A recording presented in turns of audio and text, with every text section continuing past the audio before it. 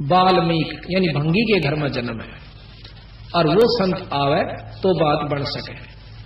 तो वो कहने लगा युधिष्ठिर के उधर हमने अर्जुन जी को भेजा था, उससे पूछते हैं वो कह के आए कि नहीं संत को। अर्जुन बुलाया, कहने लगा भाई आपने वहां कोई संत होंगे, उधर कह के नहीं आए उनको, हैं जी संत, पर वो तो अभिमानी बहुत है। के बात है? कृष्ण जी कहने लगे कि मैंने उनसे कहा था कि हमारी यज्ञ में चलियो महाराज, तो वो कहने लगे कि 100 यज्ञ का फल मुझे दे दो पहले, तब मैं थारे यज्ञ में भोजन पान चालू, क्योंकि तुमने इतने पाप कमा रखे से और उसके उपलक्ष्य में तुम ये धर्म कर रहे हो, भाई हम भोजन खाना नहीं जाए। तो आपने क्या जवाब दिया? मैंने ये जवाब दिया, अर्जुन जी कहने लगे, ना अर्जुन नहीं सॉरी भीम गए, क्षमा करियो, भीम गया।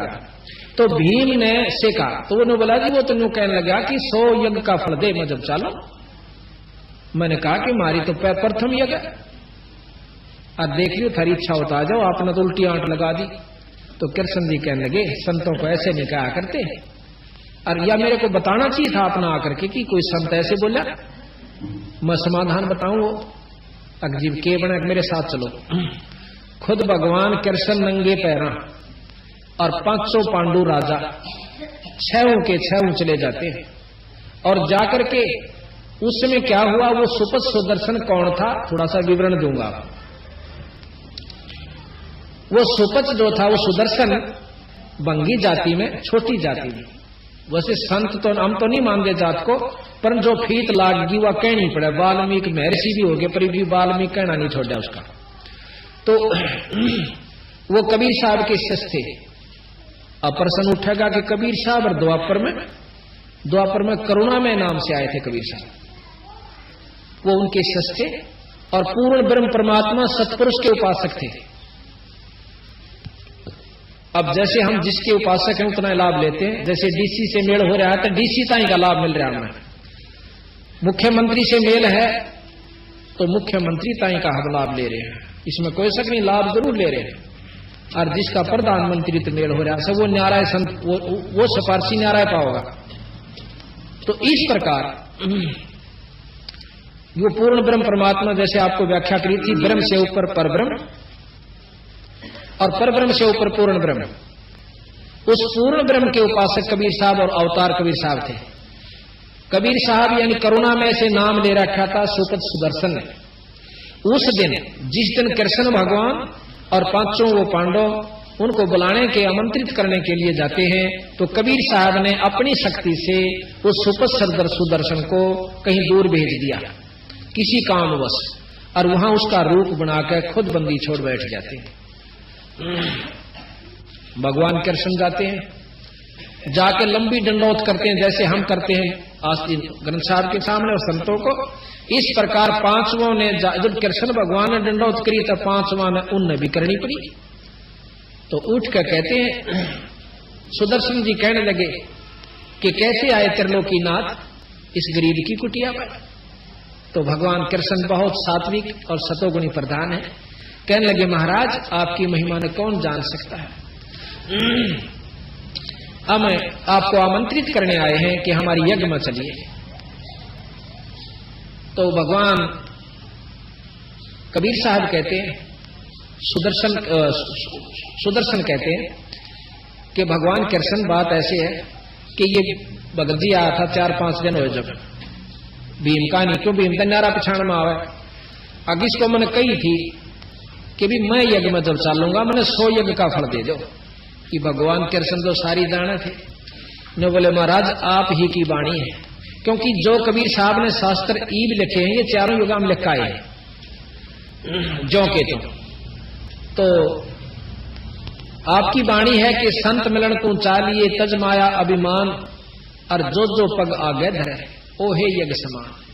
अब जितने भी भक्तात्मा, चाहे करोड़पति, चाहे कोई बड़ा अफसर, चाहे कैसा भी है गरीब, जो यहां से सतभाव से सत्संग समागम में आया है, अपने अहंकार अभिमान में त्याग कर, तो उसको एक एक कदम का फल एक यज्ञ के समान है। ये संतां की वाणी है। तो इस प्रकार कहने लगे महाराज आपकी वाणी है कि साध मिलन को चालिए तज माया अभिमान, और जो पग आगे धरे वो है यज्ञ समान। हे सतगुरु आप अपने 100 यज्ञ ले लो और बाकी मारे दे दो जोड़ी में, हमारा भी उद्धार हो जाए। इतने विनम्र भाव से भगवान कृष्ण प्रार्थना करते हैं। ये मानता का सबूत होता है। जिसमें ज्यादा शक्ति और भक्ति होगी वो नम्र ज्यादा होगा, और जिसमें कम होगी वो उखड़ सुखड़ सा बोला करे, करड़ा करड़ा रहा करे। भगवान कृष्ण जो से बहुत विनम्र और 3 लोक के सबसे श्रेष्ठ सतोगुणी प्रधान। जैसे प्रभु जी ने छाती में लात मार दी थी इनके, और फिर भी उनकी टांग पकड़ के बोले, ए महाराज इसे बज्जर के और फूल के सी लात लागी कदे टूट ना गई हो, आपका दर्द तो नहीं हुआ? और मारा के साथ उसकी पकड़ कर टांग मनमाना मरोड़ दे और गेलम गुत्थम गुत्था खुटम खुटा, नहीं, उन्होंने ऐसा नहीं किया। तो इतने विनम्र और सतोगुणी भगवान कृष्ण विष्णु जी हैं। तो कहने लगा मैंने इनसे कहा था कि 100 या 100। अच्छा, फिर ने बोला भी बात तेरी ठीक से। प्रसन्न हो गए भगवान कबीर साहब, और ने बोला वह चालना। और अपनी सुमरनी माला थी खुट्टी पर टंग रही थी। भीम ताइने बोले भाई भीम एक सुमरनी ठा लाइए मेरी। अब भीम वो माला तारण जा से भीम पर माला नहीं उतरती उनकी, और पसीना हो रहा। उस भीम ने नौका आखी बगा दिए थे और वाज के गोटे नहीं आ लिए, और वह उस संत की माला नहीं उतरी। जब कभी और उसके मन में भीम का यूं था कि कृष्ण जी क्या नाराजी करने लाग रहे हैं, रिश्ते और यज्ञ पूर्ण होगी, ये भी बोले रहे भगवान कृष्ण। ये मन में विचार करा क्यों उसकी टूटी सी लंगोटी, टूटे से जूते, लाडी सी लंगोटी, ढाडी बदी हुई, सावला सा रंग जैसे जंगली से होया करें, इस रूप में बंदी छोड़ बैठे। तने बोला रहा भीम मेरे में तक में शक्ति ना पर, सुमरनी ना उतरती भी रात्रि जान गया कि तो जाने से शर्मागत ले नाड़ कर ली, और महाराज ने उठकर अपनी सुमरनी ठा ली, चाल पड़े। अब यज्ञ मंडल में आ जाते हैं। अब इतने बड़े बड़े विद्वान और बड़े बड़े ऊपर स्टेजा बैठे, बड़े बड़े लाल लाल लत्ते पर कर 5-5 तिलक ला के 6-6, और उस बूढ़े से महात्मा ने देख कर भीतर तांस से अगले आए से शेर यू बजाओगा इनका संख है, पर ऊपर तो प्रकट नहीं कर रहे। तो कृष्ण जी द्रौपदी ते कहने लगे, द्रौपदी बाण अच्छा सुथरा भोजन बना दे। इस महापुरुष ने जब रुचि से भोजन खा लिया ना, थोड़ा शंख बाजेगा। अब मन में ये संख्या द्रौपदी का भी आ गई थी कि इसी विद्वानों से ऐसे जो छद बैठे, अरे इतना बाज जाइयो, मन में विक्षेप जरूर आ जाइयो, मन बहुत खतरनाक चीज है। फिर भी उसने रोटी जी ला कर बनाया भोजन, 36 प्रकार के व्यंजन तैयार किए, और लाकर चांदी की थाली में न्यारी न्यारी कटोरिया में और रख दिए। अब भगवान कबीर साहब ने यानी सुदर्शन जी ने क्या करा, क्योंकि वहां सुदर्शन को के रूप में आए थे, सुदर्शन ही का चलेगा यहां पर। अब कई प्रमाण हम आपको बताएंगे, जैसे कि संत क्या कर देते हैं अपने भगत को उदाहरण खातिर। तो सुदर्शन जी ने क्या करा, वो सारी जो किसी में खीर था, किसी में हलवा था, किसी में किसमें और तरह के कई प्रकार के पकवान बना रखे थे, 36 प्रकार के, वो सारे ज्यों के त्यों एक थाली में इकट्ठे कर लिए, थोड़े थोड़े जितने खाने थे, और उसकी खींचड़ी सी रड़ा ली, जैसे ने सारे गथोड़ में छोड़ दिए, यानी रड़ा दिए। और द्रौपदी ने देखी बैठी बैठी, मैंने इतने जी ला कर भोजन बनाया से, और संत खाओगा और सराओगा, उंगली चाटेगा, इसने कभी खाई भी ना होंगे इसे भोजन। और जब उसने नो देखा कि मेरी तो 2 घंटा की आंख फुड़ाई चूल्हे आ गए दुम्मे में, और इसने जो है ना ये सारा जो है खिचड़ी बना ली, इसमें स्वाद का भी ना बेरा, यू कित के शंख बजाओगा, यू गलीज, यानी मन बहुत कसूता करा के विचार कर गई 1 सेकंड में कि इसने जो ना खान का भी ना बेरा, यू कहाँ के शंख बजाओगा, इसने लाए इसे पकड़ कर, ये बहुत कसूता है। मन के मते ना चालिए, मन है पक्का दूत, और ले डूबा दरिया में फिर जात छूट। एक बार कुक्रम करवा दे, लठ बजवा दे, मुकदमा करवा दे, फिर भारा हो जाने का मेरा समझौता करवा दे। तो पहले कबीर साहब ने कहा पहले समझौता कर लो, ने 2 गाल दे दे, अपना कान बोच ले, 2 मार ले, जब भी सबर कर ले तो भी बढ़िया रहोगे उन मुकदमाते हैं। और आज तक किसी की इज्जत ना रही, सही ने जो राज्य हो रही है वो भी आखिर में लठ बजा बजा कर मर कर कुत्ते की जुनी में जा ली। तो भाई द्रौपदी के मन में बहुत विक्षेप आ गया। तो क्या किया उस संत ने, सुदर्शन जी ने 5 बार वो भोजन खाया, 5 ग्रास में वो खा गए सारे को, और 5 बार शंख ने आवाज करी, बच्चों बैठ जाओ आराम से, 5 बार शंख ने आवाज करी, अब युधिष्ठिर बहुत प्रसन्न हुआ कि महाराज जी मौज होगी, शंख बाज गया। कृष्ण जी ने बोले ना इब्बा नहीं बजा भाई, ये तो अखंड बजाएगा और स्वर्ग में इसकी धुन जागी, इतनी प्रेम से बजेगा यो। और जब यज्ञ संपूर्ण होगी, अब युधिष्ठिर का फेर मुंह उतर गया, अकीब किसने ढूंढ कर लाएंगे।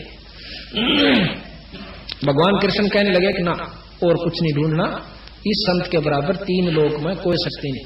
कभी को वर्णन कर रखा गरीबदास जी ने कि इस वाल्मीकि के वो वाल्मीकि ने जिसने गीता लिखी थी ना, ये रामायण लिखी थी, वो वाल्मीकि जो भंगी के घर में जन्म होने के नाते से उसको वाल्मीकि कहा गया।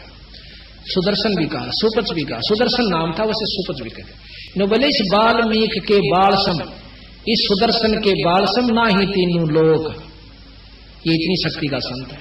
पर ना बच्चा तने बोला द्रौपदी तेरे मन में कोई कमजोरी आई से, और नौकरी के 5 धोकर पी ले, जब थारी यज्ञ संपूर्ण होगी, और ना फिर मन में मत ना कहिए। अब कहते हैं गरीबदास जी महाराज कबीर साहब के द्रौपदी ने उस बूढ़े से संत की 5 धोए चरणामृत लिया, और फिर देखे जब आधा द्रौपदी ने पी लिया ना, जब कृष्ण भगवान ने बोले द्रौपदी देखे मेरे मन ने दे दे थोड़ा सा, आधा उस चरणामृत को भगवान कृष्ण ने पिया, उस सुदर्शन के चरणामृत को। यहाँ गरीबदास जी महाराज कहते हैं चूड़े का चरणामृत लिया वो कृष्ण चंद्र करता रहा कि उस अनंत कोट ब्रह्मांड के परमात्मा सतपुरुष के नुमाइंदे कबीर साहब के शिष्य उस चूड़े का, जिसने हम वाल्मीकि और भंगी और नीच जाति का कहते हैं, संता का नीच नहीं जात नहीं है। गरीबदास जी महाराज कहते हैं ऊंच नीच इस विध है लोई, और कर्म कुकर्म कहाँ मैं दोई। बूढ़े काम करनिया, नीच काम करनिया से ब्राह्मण जाति का वो नीच है, और अच्छे काम करनिया से समाज उसके क्या की फीत ला रहा है वो ऊंच है। ये बसंता के लक्ष्य बताने की विधि है। तो उस समय वो शंख जो ही चरणामृत लिया तो वो शंख अखंड बाजता है बहुत देर तक, और स्वर्ग तक उसकी झनकार सारी पृथ्वी पर गूंज जाती है जब वो यज्ञ संपूर्ण होता है। तो उस भगत ने यह भी प्रश्न किया मेरे से, नकलोई गांव का है वो, कहने लगा कि ये बात मेरे समझ में नहीं आ रही थी कि वो सुपथ सुदर्शन ईसा क्या होगा जिसने कृष्णता ही कोई फेल कर दिया। ऋषि इसी विद्वान बैठे थे, सारी महाभारत को फेल कर गया वो तो नायक वो था सारी उसका, जो किसी से काम लिया उसने न करके दिखाया। वो क्या चीज थी मैं सारा जान लिया था, जो जिसने कृष्ण से भी सुपीरियर शक्ति थी तो वह कौन चीज थी। पर मैं बोला सब टाल मटोड़ कर जाने, और मैं कहा भाई ये प्रमाणित शास्त्र है कबीर साहब का, गरीबदासियों का, जिन्होंने महाभारत जो की जो लिखती, गीता जो की जो लिख रखी इसमें, तो क्या वह ये भी झूठ लिख सकते हैं? क्या जरूरत है उन्हें इस झूठ को झूठ लिखने की, सच को झूठ लिखने की या झूठे लिखने की? फिर तो सारे शास्त्र गलत से भी, फिर तो सारी झूठ से शास्त्र में भी। अगर आप इस शास्त्र को गलत कोई मानना कि ये गलत से, तो फिर ये सारे गलत से। और नहीं, हम सारा को सत्य मानते हैं, ये भी सत्य है और ये भी सत्य है। अब जो किसी में ज्ञान है कि दिल्ली तक ये स्टेशन आवे हैं और आप भी जा रहे मैं भी जा रहे हैं यहां से दिल्ली, दोनों आगे सही मिले हैं, और हम आगे कलकत्ते तक नहीं गए, और वही आदमी फिर बतावा कलकत्ते तक ये स्टेशन हो रहा है, क्या वो झूठ बोल लगा? नो कह मैं जा कर रहा हूं और ये स्टेशन लगा, जब यहां तक हमारे सारे मिल गए तो अगले भी सत्य है, पर हम ना गए हैं, नहीं मानते वो हमारी कमजोरी से। जब 4 वेद 6 शास्त्र 18 प्राण 11 उपनिषद महाभारत गीता रामायण वो ज्यों की तो इसमें लिखी गई, और उसके बाद बताया कि भी एक परमात्मा और सजिशन तुम भूल रहे, 3 परमात्मा 3 लोक के मालिक, इससे ऊपर ब्रह्म जिसको निरंजन वेद ब्रह्म कहते हैं, ब्रह्म से ऊपर पर ब्रह्म है। आप पार ब्रह्म की बहुत स्तुति सुनी होगी। जब दादा और परदादा 2 नाम से तो व्यक्ति भी 2 से, और परदादा उस बाप थे थोड़ा दादे थे भी बड्डा से, यानी उसका बाप से। इसी प्रकार हम ब्रह्म को अन्य को वो पार ब्रह्म से, ये अनजान आदमी बंडा सके कि ब्रह्म और पार ब्रह्म एक चीज से। मंत्री प्रधानमंत्री में अगर अंतर कोई नहीं जानता वो तो नहीं मान लेगा कि एक चीज से, पर हम नहीं मान सकते जिनको ज्ञान है। तो ये बंदी छोड़ने ये कहने की कोशिश की है कि ब्रह्म तक का ज्ञान ये 3 लोक के शास्त्र सारे देते हैं, उसमें मुसलमानों के भी आ लिए और अपने हिंदुओं के भी आ लिए, क्रिश्चियनों के भी आ लिए, जिस क्रिश्चियन की भी जो स्टोरी है वो यही तक का ज्ञान है। अब इस 3 लोक के, और फिर लोग तो और भी गणे मानने, हम खुद मानते हैं कि लोग तो बहुत गणे हैं, शास्त्र बताते इस प्रमाण को दे रहे। और फिर हम लोग हैं कि किसी से हमने बात की, ने बोला शंकर भगवान या विष्णु भगवान का जो उपासक होता है वो ने कहा यू है ब्रह्म से और यू है पार ब्रह्म से। अब भाई डीसी ने को मुख्यमंत्री या तक डीसीए से मुख्यमंत्री नहीं हो सकता। जब तीन लोक के कहा या तो फिर शुरुआती से सारे शास्त्र ने कंधे पांदे अनंत लोक ब्रह्मांड के परमात्मा है। जब शास्त्र तीन लोक के कह राम लोग ना यू अनंत लोक के ब्रह्म, तो या देखो जितनी इनमें शक्ति है वो गरीबदास जी ने इन शास्त्रों तक ज्यादा वर्णन कर रखा है राम और कृष्ण की, कि जितनी इनमें शक्ति है तीन लोग के भगवान नाम वो तो वर्णन भी नहीं कर पा रहे शास्त्र, और इन्होंने कर रखी है। लेकिन इनसे ऊपर एक और शक्ति है ब्रह्म, और ब्रह्म से ऊपर पर ब्रह्म। ये ब्रह्म के अवतार है तीनों, ब्रह्मा विष्णु में से, यानी बहुत ब्रह्म से उत्पन्न हुए। ब्रह्म ज्योत निरंजन है, ज्योत निरंजन काल है, संतों ने बताया। ज्योत निरंजन जो हम जाप करते हैं ये काल तक का जाप है, वेद उसको ओम जाप कहते हैं, और संत जो है उसको ज्योत निरंजन अलख निरंजन। नाथ परंपरा के संत हमने देखे जाकर मोगरा खड़का कर अलख निरंजन, तो वही अलख निरंजन, वही ज्योत निरंजन, वही ब्रह्म, वही ओम ओंकार, वही तक का ज्ञान। इससे ऊपर ब्रह्म, ब्रह्म से पार ब्रह्म से ऊपर पूर्ण ब्रह्म। पूर्ण ब्रह्म के अवतार कबीर साहब आए हैं। अब ये शास्त्र ज्ञान दें, वो भी ज्ञान हमें शास्त्रों से हुआ, घर का तो नहीं किसी का। ये शास्त्र आपके पास रखे हैं, और ये भी शास्त्र है जो लिपिबद्ध किया गया। ये तो 600 वर्ष पहले का शास्त्र है, ये लाखों वर्ष पहले के हम सत्य मानते हैं, रह भी सत्य। और ये तो 600 वर्ष पहले का लिखा हुआ शास्त्र है, कोई जो भी नहीं। और गरीबदास जी ने लिखा हो तो हमारे पास हाथ से मौजूद है, कोई ने सोचा बाद में मिला लियोगे झूठी साची। कई भाई न कहो रामायण में गोपाड़ पेल रखे, गोपाड़ तो उनको जिनको ज्ञान नहीं, शास्त्र में गोपाड़ पेलन की कोई जरूरत नहीं थी। क्या आवश्यकता थी उन संतों को इसमें गोपाड़? उस समय की जो परिस्थितियां थी आज हम मान ही नहीं सकते। आज से 100 साल के बाद कोई नो नहीं मान सकता कि 5 मन वजन नठानिया को आदमी हुआ होगा। और आज से 30 साल 40 साल 50 वर्ष पहले आम व्यक्ति 5 मन वजन न ठाकर छाछ पचट जाया करते थे। और आने वाले 100 साल में कोई इस बात में स्वीकार नहीं कर सकता कि कोई 5 मन वजन ठानिया क्यों ऑर्डर रह जाएंगे प्योंदसी। गरीबदास जी ने लिख रखा है इसमें कि 8 जब कलयुग का अंत होगा 15 वर्ष 20 वर्ष की उम्र रह जाएगी मनुष्य की, और 5 उसमें से खंड होगा। जिस प्रकार आज हमारी 100 साल की उम्र मान के चल रही है, 100 पूरा कोई नहीं करता, कोई 75 में, कोई 70 में, कोई 60 में, कोई 65 में, कोई 80 में चालते बने हैं। तो अंत जब होगा जब 20 साल की उम्र रहेगी और 5 उसमें से खंड होगा, 15 साल मर पड़ के पूरे होया करेंगे। इतने कसूते यहाँ पर दुख होया करेंगे, दुख तो ही हो चुके हैं शुरू, और आने वाले समय में तो इतना दुख इस जीव को हो जाएगा, यहाँ कैर हो जाएगा हर जीव के ऊपर, चाहे मनुष्य है चाहे दूसरे है। तो 15 साल की उम्र होगी, 20 साल की जिसमें 5 खंडा, और 5 साल की लड़की का बालक होने शुरू हो जाएंगे। ये समय आओगा और दिल खोल कर ये जीव रहा करेंगे मनुष्य जाति के, कोई मकान नहीं रहेगा, क्योंकि उस समय वर्षा अभाव हो जाएगा और इतने जंखाड़ चला करेंगे कि भूचाल आया करेंगे, मकान बिल्डिंग रह नहीं सकती, और उसमें बिल खोद कर ये प्राणी रहा करेंगे। ये कलयुग के अंत की बात बंदी छोड़ गरीबदास जी ने बताई। तो प्रकरण ये चल रहा था कि हम इस चीज को स्वीकार नहीं कर पाते, तो फिर क्या हुआ, यज्ञ पूर्ण हुई, युधिष्ठिर को सपने आने बंद हुए। यज्ञ धर्म करने से कर्म शुभ कर्म बढ़ जाते हैं, माड़े कर्म खत्म नहीं होंगे। या भूल मत करियो कि कोई लोग मैंने यज्ञ कर दिया और पिछले पाप कर्म खत्म हो गए। यज्ञ का फल अलग से मिलेगा और पाप कर्मों का अलग से मिलेगा। धर्म का जैसे यज्ञ क्यों करवाया गया, जिस प्रकार सब्जी में मिर्च ज्यादा हो जाए और वह ना खाई जाती होता घी घेर ले, पर जो अवगुण मिर्च का सव भीतर शरीर में जाकर अवगुण मिर्च जरूर करेगी, खा जरूर गए। नमक जैसे ज्यादा हो गया उसमें घी डाल लिया वो भी कम हो जाएगा, लेकिन नमक अंदर जो डिफेक्ट नमक ने या फायदा करना वो जरूर करेगा। इसी प्रकार हम पुण्य कर्म जो करते हैं, पाप कर्मों को, जैसे भाई अच्छे धर्म कर रखा, आज वो करोड़पति हो गया, इस दुख से बचा पैसे की कमी ना रही, लेकिन जो और उसके भाग्य के कर्म से वो भोगने पड़ेंगे। उसका बालक भी मर जाएगा, टांग भी टूट जाएगी, अधरंग भी मारेगा, अंधा भी होगा, चाहे करोड़पति के चाहे अरबपति हो, वह कर्म अलग से, वो सुख न्यारे कर्म का से। तो यहाँ 3 लोक की व्यवस्था का प्रधान ये है कि जिसे कर्म जीव करेगा वो भोगने होंगे। और ये बंदी छोड़ महाराज कहते हैं हमारी शरण माए पाछे, उस पूर्ण सत्पुरुष की शरण माए पाछे, और सच्चे नाम का सार नाम का जाप करनी है, ये पाप कर्म खत्म हो जाएगा। अब यह बात नहीं जचा थोड़ी सी कि इनमें के शक्ति होगी कि ये खत्म कर दें, ये कर सकें, और 3 लोक की व्यवस्था में ये कर्म खत्म नहीं हो सकते, क्यों? फिर गीता का ज्ञान झूठा। और ये प्रमाणित से त्रेता युग में रामचंद्र जी आने बाली मारा था, और द्वापर में श्री कृष्ण के रूप में आकर उसका बदला देना पड़ा। अपने कर्म ने खुद भगवान विष्णु नहीं काट सका, वो भोगे से रहा।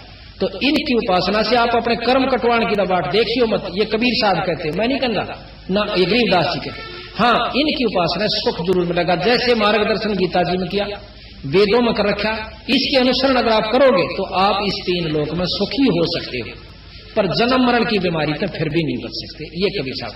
आज तक हमने कथाएं पढ़ी, शास्त्र ज्ञान किया, रामायण पढ़ी, महाराज भगवान राम का ज्ञान हुआ, कोई बात नहीं। और ईष्टवादी होकर के हम उसके, जैसे भगवान कृष्ण जी ने कि हम लीलाएं पढ़ते हैं, उसमें कई ऐसी लीलाएं भी हैं जो कि आम व्यक्ति उसको स्वीकार नहीं करता और अच्छा व्यक्ति नहीं मानता, लेकिन हम उसको गलत नहीं मानते। 3 लोक के जो परमात्मा होगे वो जो चावस वो कर सके। कहते हैं गरीबदास जी के सैंस गोपी का भोग कह फेर जती कहलाया, और ऐसे कर भुन राय है, एक जाके पाप लगा नहीं, ऐसा कर भुन रहा है। कृष्ण भगवान 16,000 गोपिकाएं के साथ भोग विलास किया। अब कई भाई कहे ऐसे कि जब वो इतने खोटे कर्म करा करता, क्या कहा भगवान? अब इस बात में हम नहीं पढ़ते, वो भगवान तो वो था ही, 3 लोक के उपासक परमात्मा, और लीलाएं ये सारी सत असत माननिया अपनी कमजोरी में से। अब हमने उस ज्ञान को मिलाना है कि कहां तक कौन सा ज्ञान हमें श्रेष्ठ और कहां ले जाएगा। अब क्या हुआ कि बाली जोश है, त्रेता युग में मारा रामचंद्र जी ने, विष्णु अवतार जी ने, और फिर द्वापर में बालिया झिमर ने भगवान कृष्ण के पांव में भाल मारा तीर, और भगवान कृष्ण अपने शरीर को छोड़कर और लोक में जाने लग गया। जब वो स्वर्ग में जाने लगा, उस समय उसने अपने 500 प्रिय भक्तों को, पांडवों को बुलाया।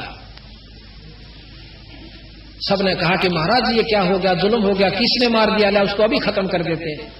कृष्ण जी ने बोले ना, जो हो गया यूं तो होना था भाई। उन्होंने, पर वो वहीं बैठा बालिया झिमर, हाथ जोड़े, महाराज मेरे से गलती होगी, मेरे से, मैंने तो कोई पशु समझा था। भगवान कृष्ण के पांव में एक पद्म का निशान था जिसमें बहुत चमक होती है, और मैंने वो पांव पे पांव रख के ऐसे महाराज लेटे हुए थे किसी वृक्ष के नीचे, और उसके जो फुंगड़ों में कहे, झुरमटों में कहे, उसने सोचा कोई मृग बैठा है, इतनी मोटी आंख वाला, और उस आंख समझ कर उनके पांव में तीर मार दिया। तो कहे महाराज मेरे से गलती होगी, क्षमा कर दे, मैं पापी जी हूं, मैंने नहीं पता था भगवान है। ने बोला ना भाई, गलती नहीं हुआ करती। भगवान कृष्ण ने, अब सुनिए,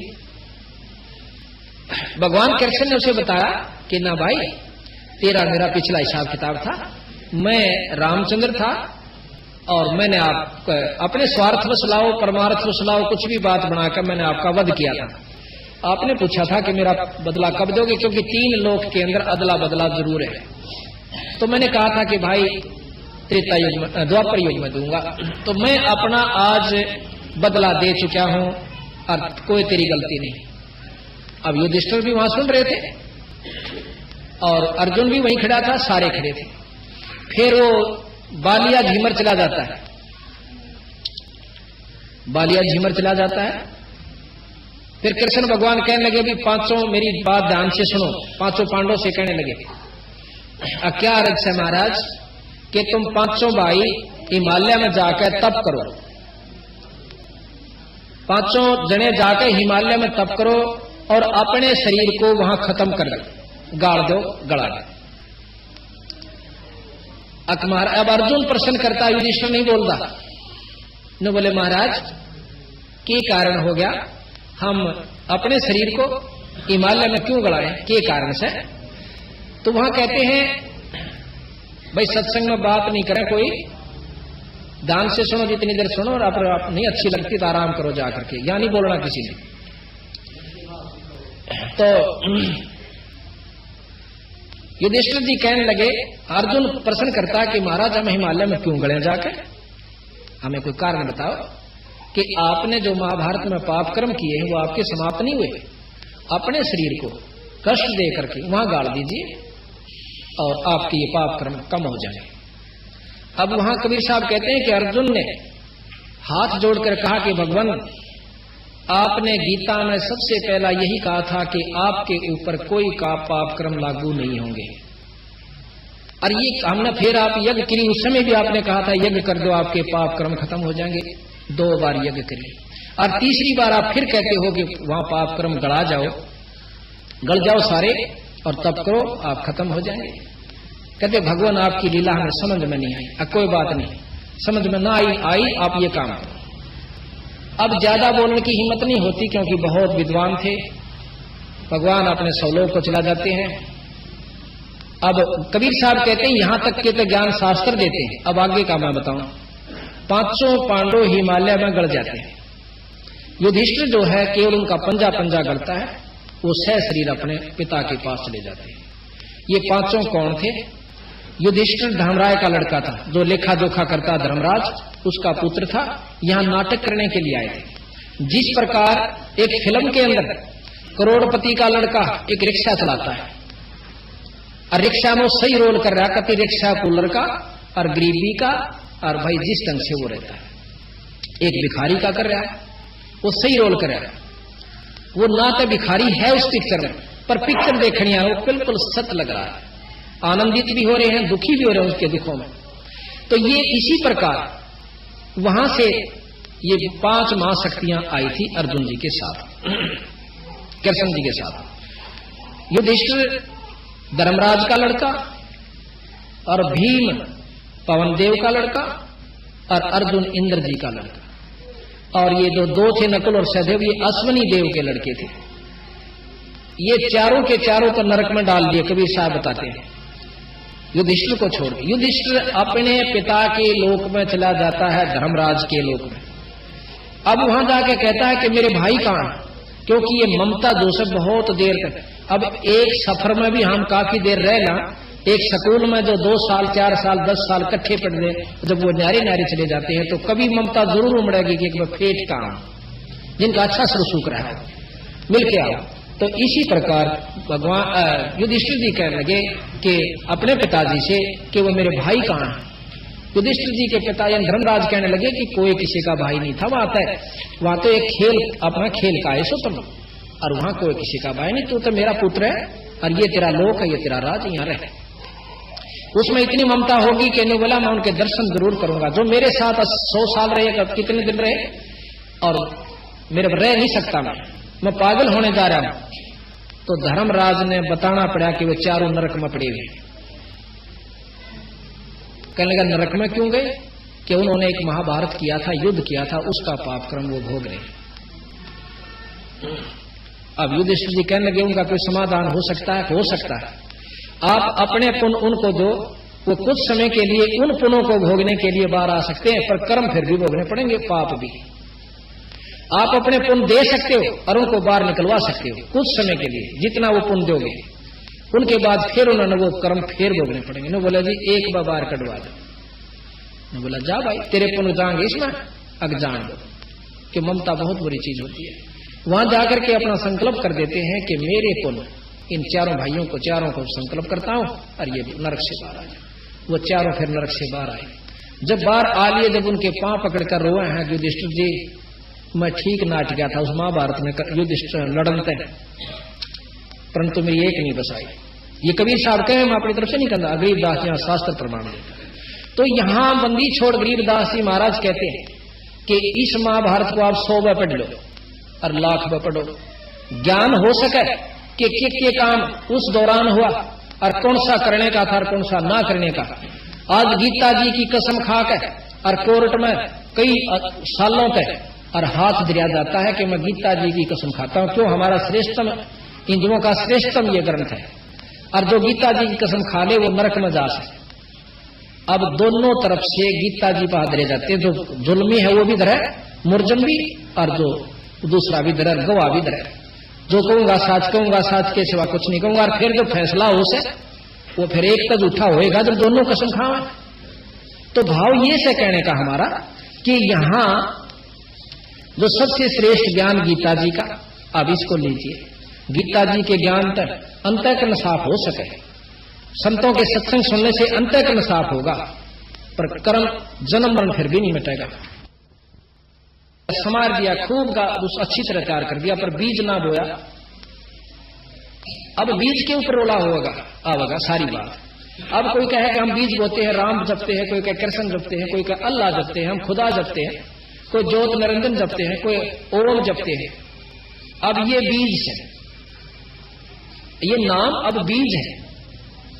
अब जिस नाम का जाप जिस ढंग से करोगे उसका लाभ आपको वहीं तक का मिलेगा। राम और विष्णु भगवान का लाभ लेने के लिए राम और कृष्ण का जाप बंदी छोड़ना नहीं बताया। ये आदरण की दृष्टि से आदरणीय ये नाम है, पर मुक्ति के नाम राम और कृष्ण या ये नहीं है। उनका आदि नाम जो जब से सृष्टि रची थी, कृष्ण कोई आज का नहीं है, जब से सृष्टि रची थी ये तीनों देवता बने आए थे, इन तीनों का आदि नाम सतनाम स्वरूप है। ब्रह्मा जी का सतनाम वो हम जाप करते हैं रोजाना, और हमारे बच्चे भी जाप करते हैं प्रतिदिन 108 बार। 108 नहीं, 108 गुना में 4, 432 बार एक इष्ट ब्रह्मा का। और विष्णु जी का आदि नाम इसमें लिख रखा कि जब तक सृष्टि रची थी उस समय विष्णु जी का यू नाम था। अब मेरे 100 नाम धर लो आप, पर असली नाम तो असली रहेगा। बैंक में तो पैसे कटाऊंगा तो असली नाम तो लिख लेंगे।